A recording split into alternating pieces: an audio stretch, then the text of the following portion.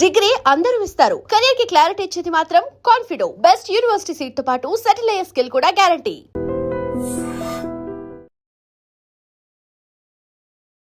విజయవాడలో మాట్లాడుతూ మీకు అమ్మో థ్యాంక్ యూ అండి. ఏంటి సార్ ఈ పెళ్లి రోజు ప్రత్యేకత ఏంటి? ఏముందండి, మీ అందరికి ఇంటర్వ్యూలు ఇవ్వడం, మా Okay. వైఫ్ తిడుతున్నారు, ఆ, ఇంకా మంచి తీసుకెళ్తాను రాలేదని. ఓకే. ఏంటి సార్ విజయవాడలో మాట్లాడుతూ కొంచెం వణుకు వస్తుంది అన్నది ఇక అంతా సెట్ అయినట్టేనా ఇప్పుడు? అది అంతా సెట్ అయిందండి, కానీ ఆడియన్ ఇచ్చే వరకు సక్సెస్ అనే టెన్షన్ వస్తూ ఉంటుంది కదా సార్. నిజం చెప్పండి సార్, ఎన్ని రోజులు సార్ మీరు నిద్రపోయి? ఈ లాస్ట్ 15 days అయితే అండి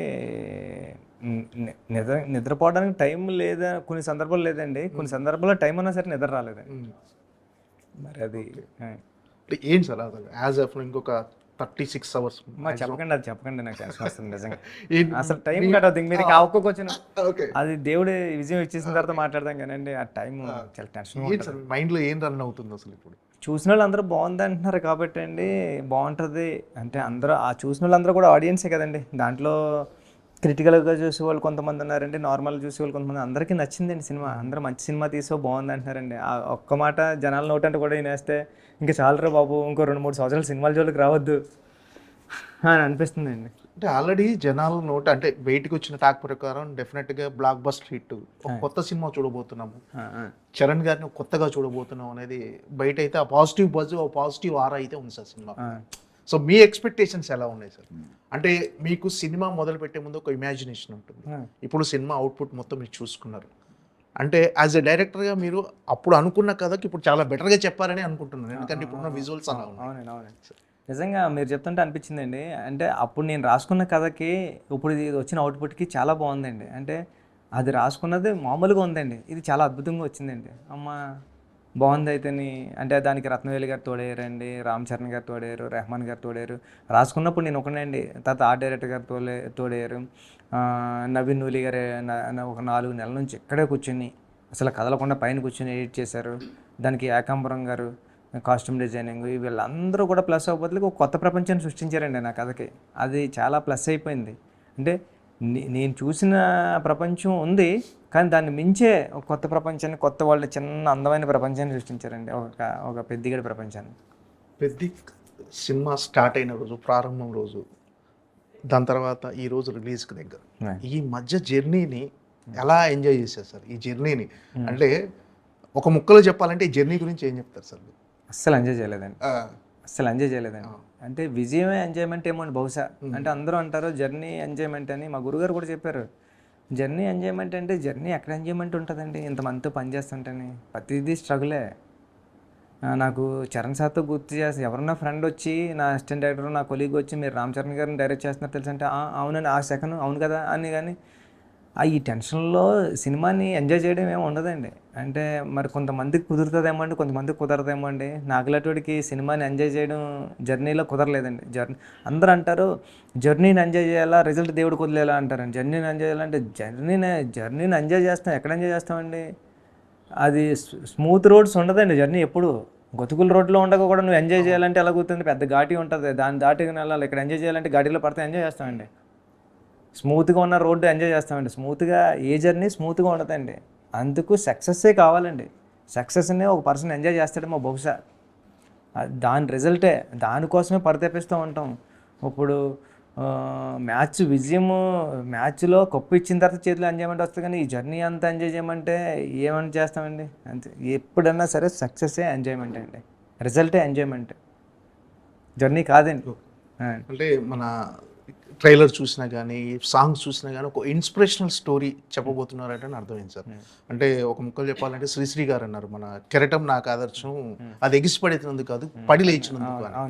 కరెక్ట్గా యాప్ట్ అవుతుంది మన స్టోరీకి అనిపించింది. ఎగ్జాక్ట్లీ. అంటే అది చెప్తున్నాను, పెద్ది అలలా ఎగసిపడిన హీరో కథ కాదు, కుర్రోడి కథ కాదు, పడినా లేచిన కుర్రోడి కథ. దాన్ని ఎక్కడి వరకు లేచాడు, తను అనుకున్నది 10th క్లాస్ నాన్ డీటెయిల్లో ఉండేదండి. పట్టుదల ఉంటే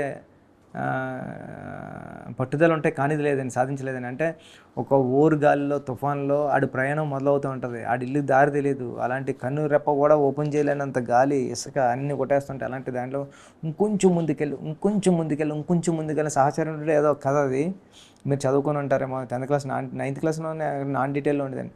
ఇంకొంచెం ముందుకు కొంచెం ఆడి ప్రయత్నం అంతా పట్టుకొని ఆడి బలవంతా కోట్ చేసుకుని కొంచెం ముందుకెళ్ళబోద్దాక ఆడికి విజయం వస్తుంది అన్నమాట అండి. అలాగే ఇంకొంచెం ముందుకెళ్ళు అని చెప్పే కథ మాట అండి.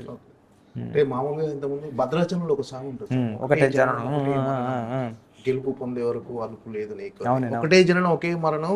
అదే డైలాగ్ మన దాంట్లో చూస్తే మళ్ళీ పుడతామా ఏంటి అని. So inspirational. అంటే ఇప్పుడు భద్రాచలంలో ఆ సాంగ్ తర్వాత మళ్ళీ కథ గానీ మన రై సాంగ్ గానీ అంత ఇన్స్పిరేషనల్ గా నిలిచింది. చాలా రోజుల తర్వాత ఒక స్టార్ హీరో మీద ఒక ఇన్స్పిరేషనల్ స్టోరీ, ఒక కమర్షియల్ ఫిల్మ్ చెప్పేస్తారు.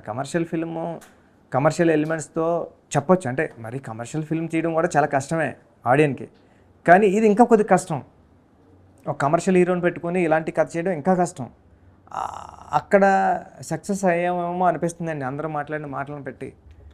రెగ్యులర్ ఫార్మేట్లో కథ చెప్పకుండా రెగ్యులర్ ఫార్మేట్లో ఉంటుందండి. రెగ్యులర్ ఫార్మేట్లో ఉంటుంది, కమర్షియల్ ఫార్మేట్లో ఉంటూ కూడా నేను ఏం చెప్పాలనుకున్నా అది కూడా చెప్పుకుంటే వెళ్ళనమాట. అదే ఈ సినిమా కొత్తదనం అవుతుందేమో అనిపించింది. ఆల్మోస్ట్ ఈ కథ పుట్టిన దగ్గర నుంచి ఈ రోజు వరకు కూడా ఈ కథతో అటాచ్ అయ్యి ఉన్నారు. ఈరోజు ప్రింట్స్ అన్ని వెళ్ళిపోతున్నాయి.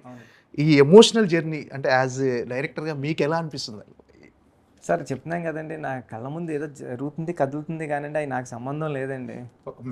మ్యాజిక్ జరుగుతుంది. అది నేను ఓన్లీ June 4th ఆడియన్స్ ఇచ్చే దానికోసం వెయిట్ చేస్తున్నానండి. ఇవన్నీ నాతో ఎవరో వచ్చి మాట్లాడుతున్నారు, మీ ఇంటర్వ్యూ జరుగుతుంది, కానీ అది జరుగుతుంది అంతే అండి, అంతే జరుగుతుంది అంతే. నేను పని చేసుకుని వెళ్తున్నాను తప్పండి, ఆడియన్స్ ఇచ్చే దానికోసమే వెయిటింగ్ అంతే. అంటే అసలు ఈ పెద్ది అనే కథకి ఇన్స్పిరేషన్ ఏంటి సార్? అంటే రామ్ చరణ్ గారి కోసమే ఆయన అలా చూపించాలని కథ తయారు చేసుకున్నారా ఏంటి సార్? కథకి ఇన్స్పిరేషన్ ఏమైనా ఉందా? ఇన్స్పిరేషన్ ఊర్లో కుర్రోడ్ని చూశానండి నేను. ఆ కుర్రోడుని ఒక విజయనగరంలో పెట్టి అలాంటి కథ తీసుకొస్తే, సేమ్ టైం చరణ్ గారు స్పోర్ట్స్ డ్రామా చేయాలని ఎప్పటి నుంచే డ్రీము. ఆ రెండు కలిసేమో అండి, ఆ దేవుడి దయ వల్ల ఆ రెండు కలవడం వల్ల బహుశా అది ఈ సినిమా రిజల్ట్ ఇక్కడ వరకు వచ్చి ఉంటుందండి, ఇక్కడ వరకు ఆ ప్రయాణం.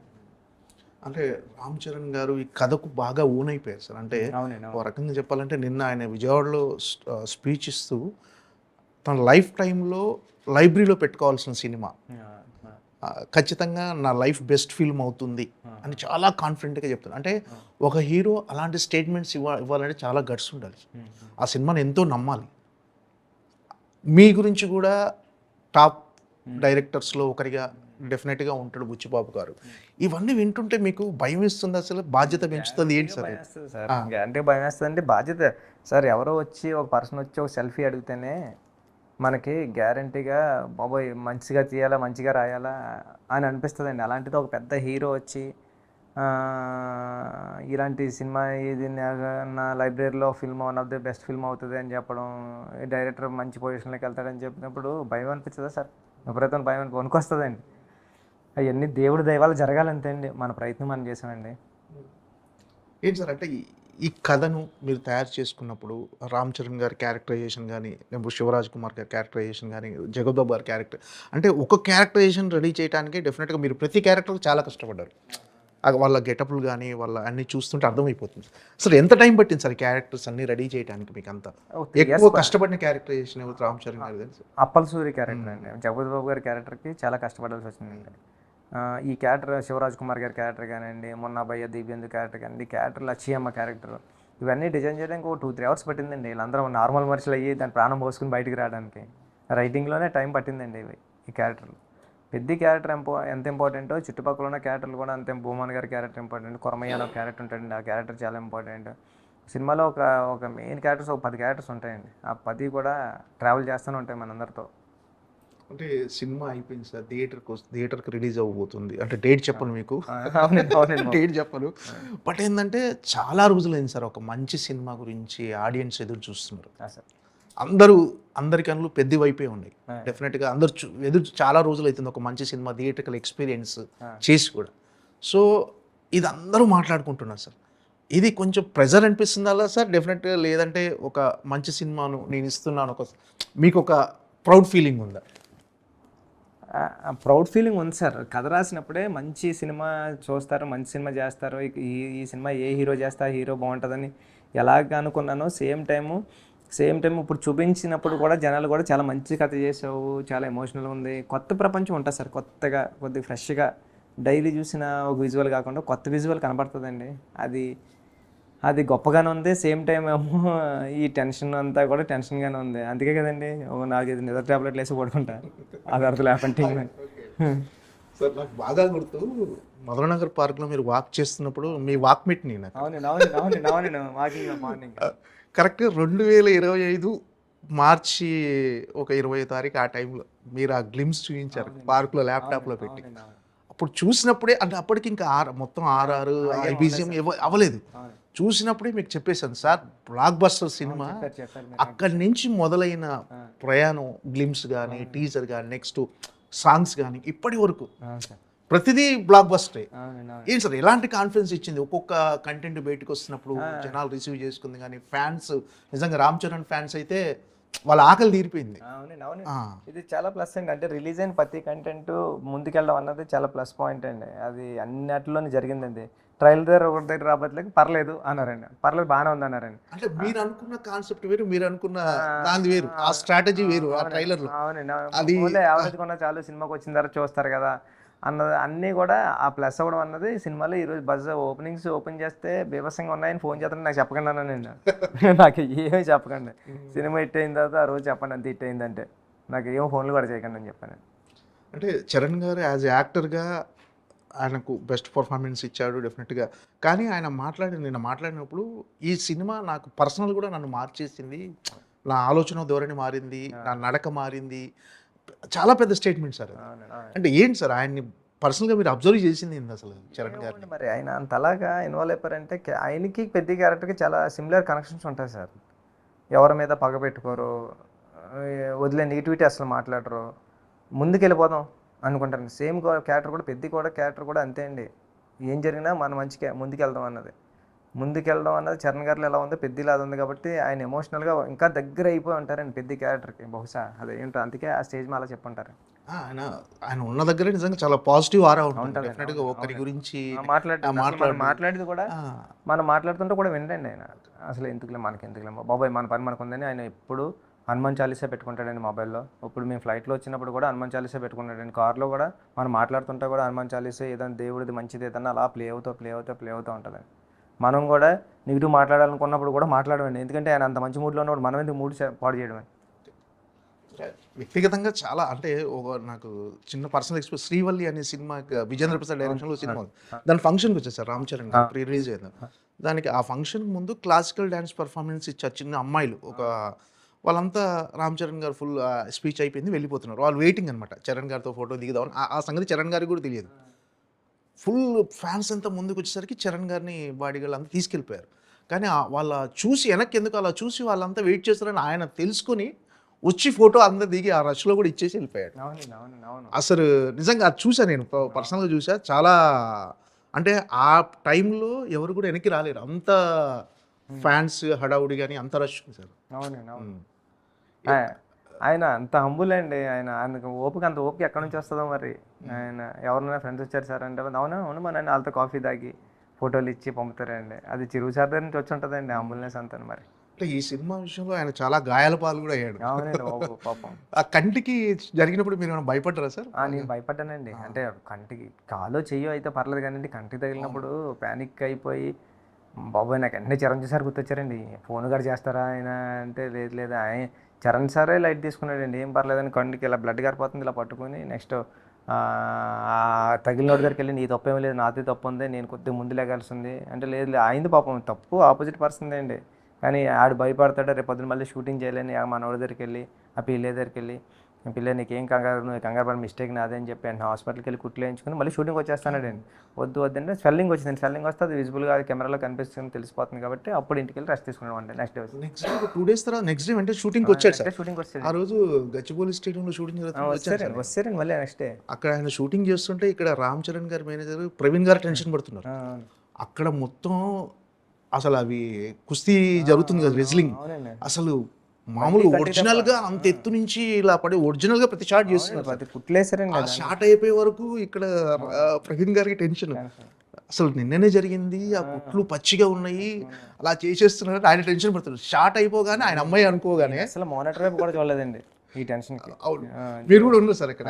దేవుని టెన్షన్ ఆయన అమ్మాయి షాట్ అయిపోగానే అమ్మాయి అనుకున్నాగానే చరణ్ గారేమో వెళ్ళగానే మళ్ళీ అక్కడ పుషప్ చేస్తూ జిమ్ చేస్తూ మళ్ళీ షాట్కి వచ్చాడు సార్. అంత డెడికేటెడ్ గా ఉన్నాడు సార్ ఈ సినిమా గురించి. అవునండి, అవునండి, అది నిజం. చాలా డెడికేటెడ్ గా ఉన్నారండి. చాలా మొండోడండి బాబు చరణ్ సార్. అంటే అందుకండి ఇంత మొండోడు, ఇంతడు మంచోడు కాబట్టి అండి అందరికి అంతా మంచి జరగాలని కోరుకుంటున్నానండి. చరణ్ సార్ చాలా మంచి జరుగుతుంది సార్, అందరూ నోడు. ఏంటి సార్ అంటే ఈ కథను చిరంజీవి గారికి చెప్పలేదు, ఫస్ట్ ఉప్పెన కథ చిరంజీవి గారికి చెప్పారు మీరు. ఈ కథను ఎందుకు మరి చిరంజీవి గారికి అనుకున్నాను సార్ నేను. చిరు సార్ చూపిద్దాం, ఇది థ్రిల్ ఫీల్ అవుతారు, అన్ని కథలు వినేయడమే ఆయన, ఒక కథ చూపిద్దాం ఆయనకి అన్ని చూడాలి. ఇప్పుడు ఎప్పుడు చూస్తారా చిరు సార్? ఈ సినిమా ప్రారంభప్పుడు మీ నాన్నగారు అమ్మగారు కూడా అందరూ వచ్చేస్తారు, చూశాను నాన్నగారు. అంటే మీరు సినిమాలోకి వస్తా అన్నప్పుడు, మీరు చిరంజీవి గారికి అయితే లెటర్ రాస్తున్నప్పుడు, చిరంజీవి గారు నాకు లెటర్ రాస్తారని మీరు అన్నప్పుడు, అరే చిరంజీవి గారికి ఉచ్చబోసుకోవడానికి టైం ఉండడు, నీకు ఉత్తరం ఎక్కడ రాస్తాడు రా. అలాంటి చిరంజీవి గారి అబ్బాయితో మీరు సినిమా చేశారు. నాన్నగారు ఆ అనుభూతి పొందారా సార్? అంటే నాన్నగారికి అదంతా, అంటే రీసెంట్ గా నాన్నగారు కీర్తి విశ్వేశ్వర గారి సంగతి తెలుసు, ఎలా అండి సార్ అటాచ్మెంట్ నాన్నగారికి సినిమా విషయం? పూజ చూసారండి, నేను చాలా హ్యాపీ.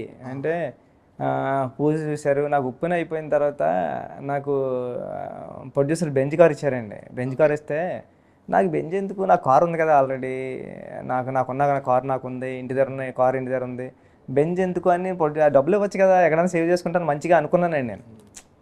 అంటే మంచిగా అనుకుంటే అప్పుడు మా నాన్నగారు ఆ కార్ ఎక్కించుకుని తిరిగాను. తన తర్వాత ఉప్పెన అయిపోయింది, తన తర్వాత తను కాలం చేశారు, పెద్ద షూటింగ్కి వచ్చారు. అప్పుడు అనుకున్నమాట అండి.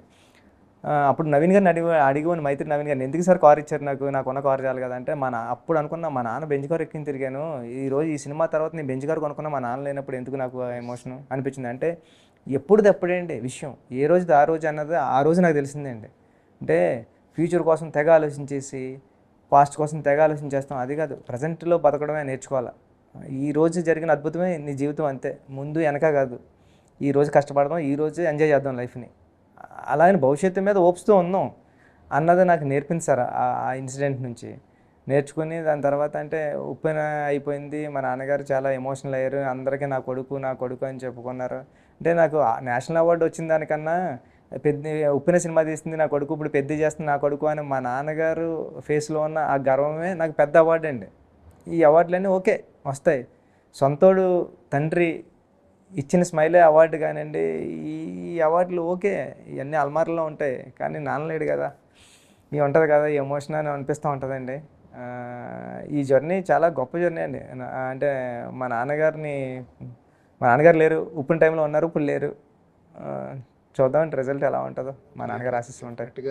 100% బ్లాక్ బస్టర్ రాసి పెట్టుకుంటారు. సరే, అంటే ఈ మొదటి సినిమా ఉప్పెన ఒక కత్తి మీద సాము లాంటి సబ్జెక్ట్ సార్. అంటే ఇలాంటి కథతో కూడా హిట్ చేయొచ్చా, ఒక బ్లాక్ బస్టర్ తీయొచ్చా అని మీరు ప్రూవ్ చేశారు. ఇప్పుడు ఈ సినిమా కూడా మరొక కత్తి మీద సాము లాంటిది డెఫినెట్గా కదా. అంటే మోర్ కమర్షియల్గా ఇలాంటి కథతో ఒక స్పోర్ట్స్ బ్యాక్డ్రాప్లో అన్ని ఎమోషన్స్తో ఇలాంటి కథ చెప్పొచ్చా? ఏంటి సార్ అంటే మీకు ఒక సాధారణ కథ చేయటం కంటే ఇలా, అంటే చరణ్ గారిని కొత్తగా చూపించటం, ఉప్పెనతో ఒక కొత్త కథని చూపించడం, ఏంటి సార్ ఈ టిపికల్ మైండ్ సెట్? అంతే అదే, నిజంగా మీరు బాగా చెప్పారు. నిజంగా నాకు క్రేజీగా టిపికల్గా ఎవరో చేయాలని అనిపిస్తూ ఉంటుందండి. దానికోసం చాలా కష్టపడాల్సి వస్తుందండి. ఎవరో చేయాలంటే మామూలు విషయం కాదు కదండి. అది బయటికి కనిపించకపోవచ్చు కానండి, బహుశా నాకు తెలుస్తుందండి. అది ఆడియన్ వరకు రీచ్ అయిందంటే కూడా చాలా హ్యాపీ కదండి. అది మరి రీచ్ అవ్వాలని కోరుకుంటున్నానండి. ఉప్పెన కత్తి మీద సామే ఇది కాదు కానండి, ఇది కూడా అలాంటిదే అండి. అది మరి ఏం జరుగుతుందో చూద్దామండి, దేవుడు కావాలి. లేదు, ఉప్పెన తర్వాత చాలా ఆఫర్లు వచ్చి ఉంటాయి సార్ డెఫినెట్గా. వెంటనే అంటే ఒక కొత్త డైరెక్టర్ ఒక బ్లాక్ బస్టర్ తీసి 5 సంవత్సరాల గ్యాప్ ఇవ్వటం అనేది చాలా తక్కువ. వెంటనే అంటే ఉన్న ఇండస్ట్రీలో సక్సెస్ చుట్టూ తిరుగుతూ ఉంటారు డెఫినెట్గా.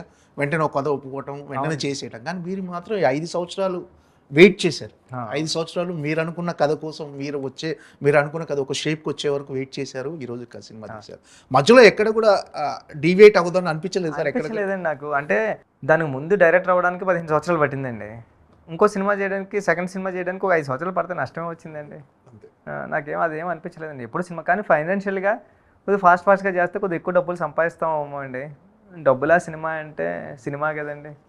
సినిమా అంటే నేను అనుకునేవాడిని సరదాగా స్కూల్లో ఉన్నప్పుడు గట్రా సినిమాని తిరిగేస్తే మనిషి అంటే సినిమా కాకుండా మనిషి అంటారు కదండి. ఊళ్ళో ఏమంటారు సినిమా అంటారండి. సినిమాని తిరగచ్చేవాడి మనిషి. ఓకే మనిషి అంటే మనిషి లైఫ్ చెప్తా సరదాగా దాంట్లోనే సినిమా ఉంది, ఓ మంచి కథ రాద్దాం అని ఫీల్ అవుతూ ఉంటాను కాబట్టి అండి. నాకు అది బ్యాక్ అనేది ఇంత 5 సంవత్సరాలు అయిపోయింది, ఇంకో మంచి సినిమా చేయడానికి ఇంకో కొన్ని సంవత్సరాలు వెయిట్ చేస్తానండి. పెద్ద ప్రాబ్లం ఏం కదండి. ఓకే ఉన్న డబ్బులతో హ్యాపీగా బతికితే చాలు కదా. అంటే పర్టికులర్గా రామ్ చరణ్ గారి పర్ఫార్మెన్స్ గురించి మాట్లాడుకుంటున్నాను సార్. అంటే ఎలా ఉండబోతుంది సార్? అంటే క్లైమాక్స్లో అందరు క్లైమాక్స్ గురించి కానీ ఆ బిఫోర్ హాఫ్ అన్ అవర్ గురించి ఎక్కువ మాట్లాడుకుంటున్నారు సార్. చరణ్ సార్కి నేషనల్ అవార్డు వస్తుంది అంటున్నారని చూసిన వాళ్ళందరూ కూడా. చాలా బాగా ఒక 4-5 సీన్లు సెకండ్ హాఫ్లో చాలా బాగా పర్ఫామ్ చేశారండి చరణ్ సార్. అంటే ఆయన పర్ఫార్మెన్స్కి గ్యారంటీగా ఆయన కష్టానికి ఆయన అన్నిటికీ కలిపి దేవుడు ప్రతిఫలం ఇవ్వాలని మనస్ఫూర్తిగా కోరుకుంటున్నానండి. Okay sir, all the best. Thank you sir. డెఫినెట్గా బిగ్గెస్ట్ బ్లాక్ బస్టర్ అవ్వాలని మనస్ఫూర్తిగా కోరుకుంటున్నాను sir. Thank you so much sir. Thank you Madhu గారు. And for more videos, Please subscribe to iDream channel. Subscribe to iDream Media. Please subscribe to iDream. Please subscribe to iDream. Please subscribe iDream. And please subscribe to iDream. For more videos, subscribe to iDream. please like, share, and subscribe to the channel. Congratulations, iDream. Subscribe to iDream. Subscribe to iDream. So subscribe to iDream Media. iDream की iDream team अंदर की huge congratulations. Please subscribe iDream Media. Please subscribe to iDream. Subscribe iDream. Please subscribe to iDream. iDream అంటే నా కళల channel subscribe చేసుకున్న నోరు తిరుగుతలేదు, మీరైతే గంట గుర్తు కొట్టండి. For more such videos, please subscribe to iDream. Subscribe to iDream. Please subscribe to iDream. Please subscribe iDream Media. Please do subscribe to iDream. Please subscribe to iDream Media. For best entertainment and information, please subscribe iDream. And don't forget to subscribe to iDream.